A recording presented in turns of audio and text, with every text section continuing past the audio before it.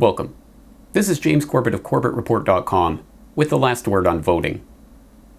The sheer absurdity of the spectacle of the modern electoral process is nowhere more apparent than in the American presidential race. Just like the Olympic Games, every 4 years the presidential election comes around to distract and entertain the masses, and just like the Olympic Games, the proceedings are accompanied by much pomp, ceremony, and pageantry, and almost nothing at all of substance. The three-ring circus that is the race for the White House plays itself out with a tawdry predictability.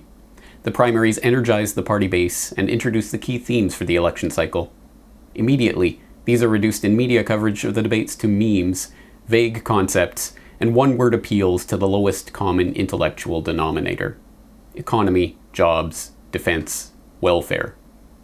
By the time the left-right farce of the two-way debates gets underway, any pretense that there are actual issues at stake have been brushed aside. It's no longer about politics, but vacuous slogans.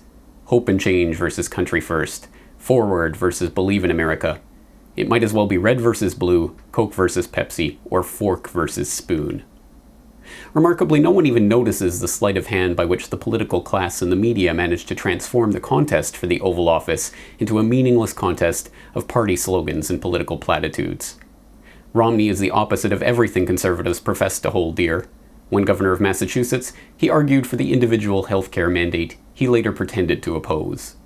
In 2004, Governor Romney signed one of the toughest gun control laws in the country.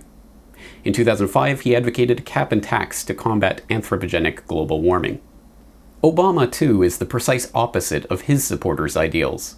He supported the bailout of the too-big-to-fails in the 2008 financial crisis. He campaigned on getting lobbyists out of Washington, and then appointed lobbyist after lobbyist to his administration. He expanded Bush's war on terror into Pakistan and Yemen and Somalia, mainlined the use of drone strikes, and enshrined in Libya the doctrine that the president no longer even needs Congress's rubber stamp to start a war. In his time in office, he has started a presidential kill list that includes American citizens and signed the NDAA, allowing the U.S. military to arrest anyone, including Americans, anywhere, including on American soil, for any reason, and to detain them indefinitely without recourse to so much as a trial. None of this matters to the vast majority of voters. They'll lap it all up, mindless spectacle and all, following every move in the horse race, cheering when their erstwhile leader says something that sounds acceptable, and jeering when the other team's captain takes to the field. And when questioned on their own party's political platform, hardly 1 in 10 will be able to articulate it. For those who can see past the facade to the empty, vacuous charade that is at the heart of this process, there are the easy explanations and trite solutions. It is a lack of education, they will argue. We need to invest more in civics education in the school system. It is a failure of the media, they will say. We need to strengthen media regulation to ensure fair and accurate reporting. It is a breakdown of the system itself, they will opine. We need electoral reform laws to fix the problem. All of these so-called solutions rest on the same flawed premises: that the democratic process is fundamentally sound, but our implementation of that process is faulty. Quite the contrary, the system is not broken. It is functioning exactly how it was designed to. This is a bitter pill for many to swallow. Surely there must be a political leader who conforms to our view of the way society should be run, at least most of the time on most of the issues. All we have to do is convince enough people to vote for this savior, and our societal redemption will be assured. In this worldview, salvation always comes from on high in Washington, D.C., and the entirety of the population keeps waiting for that political messiah who never arrives, making do with the closest approximation they can find between the candidates that Team Republicrat and Team Democrat field each election cycle. But why is it that we, all of us in our so-called developed Western democracies, put all of our political energies, to the extent we care at all anymore about these rigged political contests, into these elections that the vast majority of the voting public believes at best to be a necessary civic duty? Why do voters hold their collective noses once every 4 years and pull the lever, or better yet, touch the screen, for the lesser of two evils in order to keep the other guy out? Does anyone really believe that this process will ever achieve anything other than what it has already achieved over the preceding centuries? Does anyone believe that our modern electoral system is the best, sanest, noblest, or most ethical way of finding accord with those around us? Does anyone believe that the corruption, waste, fraud, abuse, and rampant criminality of our political class is anything other than the inevitable end result of this centuries-old democratic experiment? These are not rhetorical questions. They are real questions with a real answer. And that answer is no. The reason that so few are willing to answer so plainly is because they are afraid of the implications of that answer. That politics itself is not the answer. Because if the answer is not to be found in voting in meaningless political pageants once every 4 years, then that begs the question, how is society to be organized? This is where we discover the heart of the fraud. The question itself implies that we need some centralized authority to make the judgments for our society. It implies at base that we are but children, and that without mommy or daddy government to come in and organize our society, nothing would function.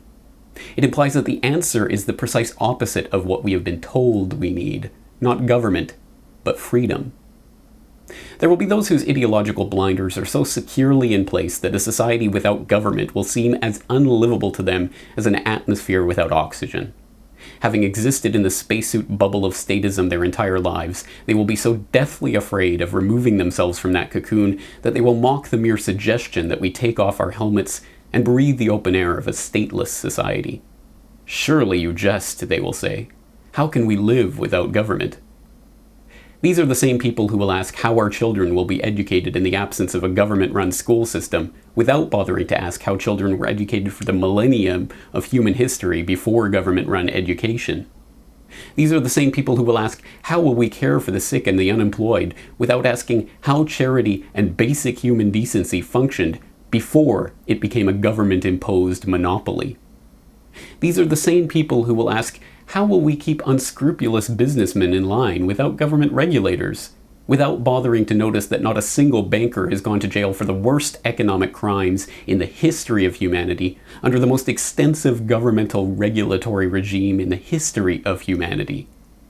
These are the same people who will happily vote for whichever candidate promises to supply the most benefits for the country, without admitting that every single benefit that the government can bestow has been either stolen from the wallet of the taxpayer or, worse yet, created through debt-based money printing that puts the noose of mathematically unextinguishable debt around the necks of children yet unborn.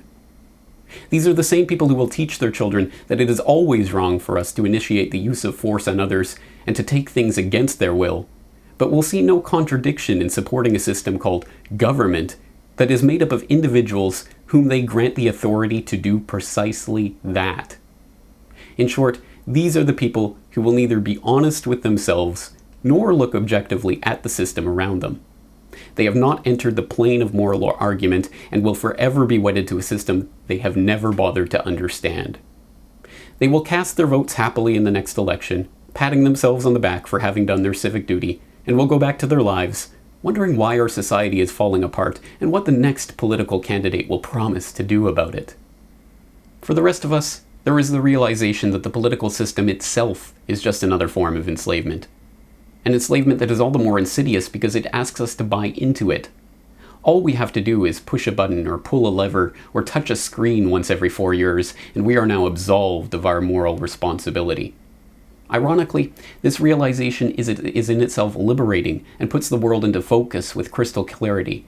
We are not cogs in some machine called society to be dictated to by some nebulous entity we've been taught to call the government or the authorities. We are free individuals, freely interacting with those around us, bound by the moral injunction not to initiate force against others or take things from them against their will.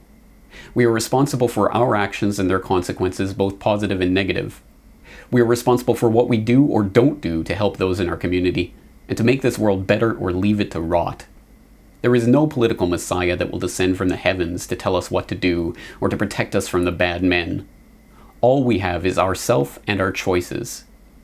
We vote every day, not in some meaningless election, but in who we choose to associate with, what we choose to spend our money on, what we choose to invest our time and energy doing. This is the essence of freedom. For us, it's painful to watch our brothers and sisters getting swept up in the election cycle hype. We watch the sad spectacle not with a sense of scorn or derision, but with sadness for those who have not yet woken up to the reality of their mental enslavement. That sadness, however, is tempered by hope. Hope that one day, those poor voters who are trudging off to that booth to pull that lever will realize that all they are really doing is voting for which slave master they will allow to put the chains around their neck. For the Corbett Report in Western Japan, I am James Corbett.